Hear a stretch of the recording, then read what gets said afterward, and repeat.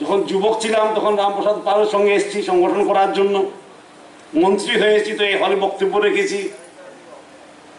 আর আজকে মালদা একটা ইতিহাস সৃষ্টি হচ্ছে যে একটা তেলেঙ্গানার গভর্নর এসে এখানে সম্বর্ধনা নিচ্ছে।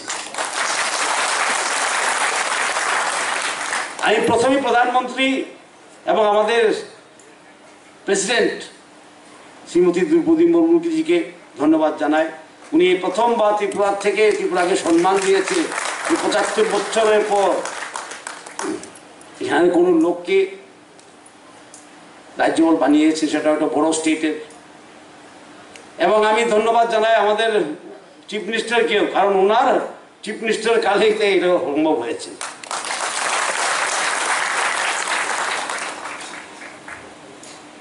সুতরাং আজকে একটা আমাদের গর্বের দিয়ে শুধু আমি নয়, আমি যে তেলেঙ্গানায় গিয়েছি জিষ্ণু দেববর্মা হিসাবে যাইনি, ত্রিপুরার হিসাবে গিয়েছি। তাই আমার ভোট টেকিং এর দিনে আমি সেখানকার মুখ্যমন্ত্রীকে রিক্সা পরিয়ে দিয়েছি, বলে আমি রিক্সা পরবো, আপনিও রিক্সা পরবেন, দুজনে রিক্সা পরে আমরা কাজ করবো। আর আমি যখন প্রধানমন্ত্রী এখানে গিয়েছি তেলেঙ্গানার চাদর নিয়ে, উনি বলেছেন আমাকে, आपसे चादर देना आदत करो, तुम्हारा हिसाब कहाँ से होगा, आप चादर दो। কারণ তেলেঙ্গানা আমরা কি করি, চাদর দেই, সেখানে সিল্কের চাদর দেওয়া হয়। সুতরাং আমি ত্রিপুরার প্রতিনিধি হয়ে তেলেঙ্গানায় গিয়েছি, কাজ করব সেখানে, আর অভিজ্ঞতা নিয়ে আসবো এখানে, এখানের অভিজ্ঞতা ওখানে নিয়ে যাব। কারণ আমাদের ছোট রাজ্য হলে আমাদের অভিজ্ঞতা অনেক। যেমন মুখ্যমন্ত্রী বলছিলেন বায়ো ভিলেজ 2.0, সেটা হয়তো এখানে করা যাবে। ওখানে অনেক ভালো ভালো প্র্যাকটিস আছে। So I am not only the governor of Telangana, I am also the ambassador of Tripura to Telangana.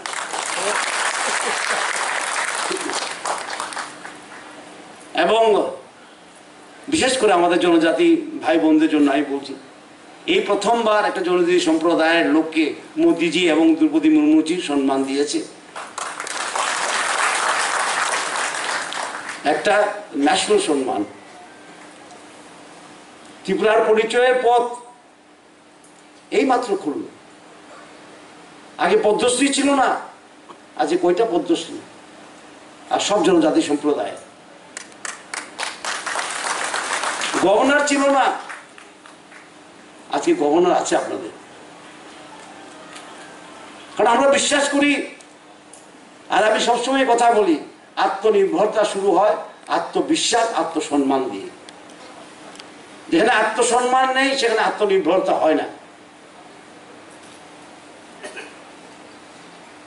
এবং উন্নতির কোনো বিকল্প নেই, সময়ের সঙ্গে সঙ্গে যেতে হয় উন্নতির পথে। From the past we can learn, we cannot live in the past. বিগত দিন থেকে আমরা শিখতে পারি, যতই সুন্দর থাকুক সেই দিনগুলি, কিন্তু সেই দিনগুলিতে আটকে থাকা যায় না, পথে চলতে হয়। এবং ত্রিপুরা রাজ্য এই সরকারের আসার পর 2018 থেকে অনেক ত্বরান্বিত হয়েছে, কাজ অনেক ত্বরান্বিত হয়েছে। রাস্তাঘাট কিভাবে লাস্ট মাইল ডেলিভারি করবো, আমি মন্ত্রী ছিলাম, ফাইন্যান্স দেখতাম, পঞ্চায়েত দেখতাম, আরডি দেখতাম, পাওয়ার দেখতাম, প্ল্যানিং দেখতাম, ঠিক না, অনেক কিছু দেখতাম। এবং আমাদের প্রচেষ্টা সবসময় ছিল কি, how to go to the last man, শেষ ব্যক্তির কাছে কিভাবে উন্নতি পৌঁছে দেওয়া যায়, শেষ ব্যক্তির কাছে কিভাবে আজকাল দিনের সুখ সুবিধাগুলি পৌঁছে দেওয়া যায়। আর এখনো সরকার এই দিশাতেই চলছে। Development to the last mile, delivery করা, শহর কেন্দ্রিক নয়, যাদের দরকার তাদের আগে, লাস্ট ম্যান ফার্স্ট। আমি প্রশংসা করি সরকারকে। আজকেও সরকার কি করছে, ট্রাইবাল ওয়েলফেয়ার জন্য ওয়ার্ল্ড ব্যাংক থেকে টাকা নিয়ে এসছে। আমি ছিলাম তখন ফাইন্যান্স মিনিস্টার, 1300-1400 কোটি টাকা ওয়ার্ল্ড ব্যাংক থেকে নিয়ে আসা এবং সেটাকে কাজে লাগানো শুধুমাত্র ট্রাইবাল ওয়েলফেয়ারের জন্য, সেটা হয়তো ইতিহাসে নেই।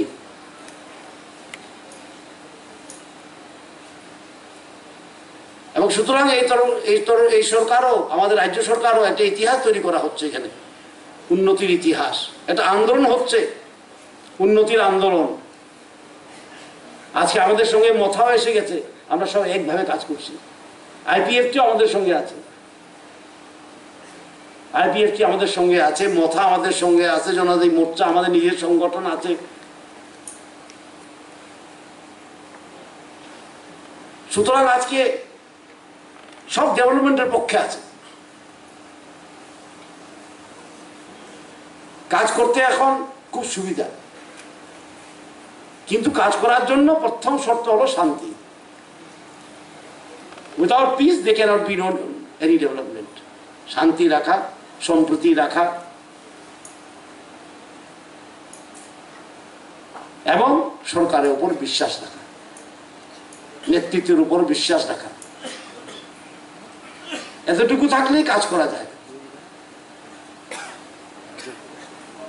তাই আপনাদের কাছে আমার এই অনুরোধ থাকবে, হয়তো আবার কবে আসবো ঠিক নেই, এখন তো সাংবিধানিক পদে আছি, আরেকবার থেকে আসলেও স্পিচটা পড়ে বলতে হবে, ঠিক না? কাটছাট করে বলতে হয়, আর আমি কাটছাটের মানুষ না বেশি। অনেকজনে পছন্দ করা না আমাকে, কিন্তু আমি এই কাটছাট করতে বেশি পছন্দ করি না, যা মনে আসে তা বলে দিই।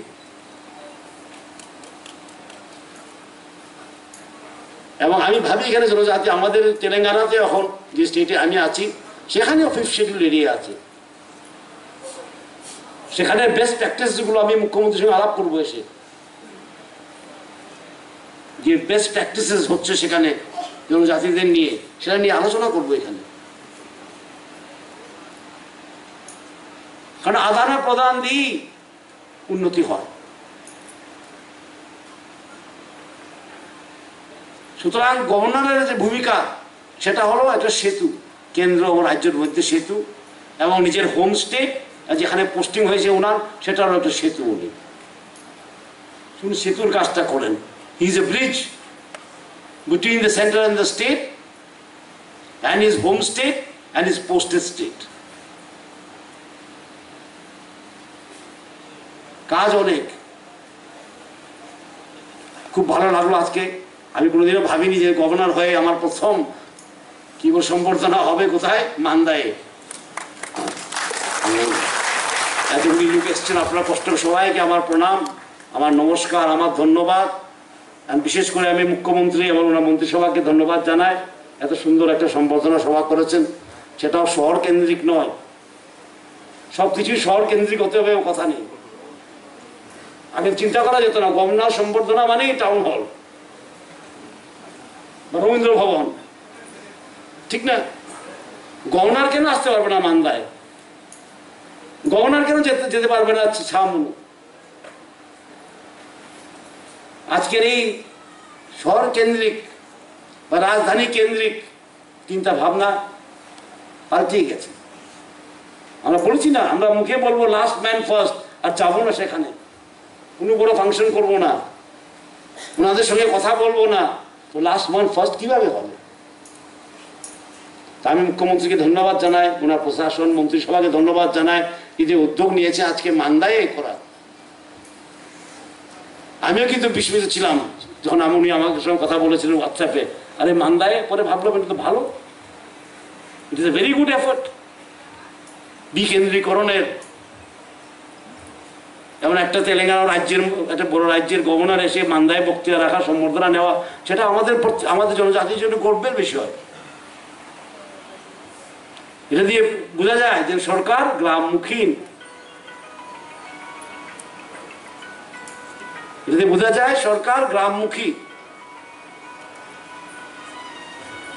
সুতরাং ওনার প্রশাসন এবং মন্ত্রিসভাকে ধন্যবাদ জানায়, এত সুন্দর সম্বর্ধন সভা ওনার আয়োজিত করেছেন।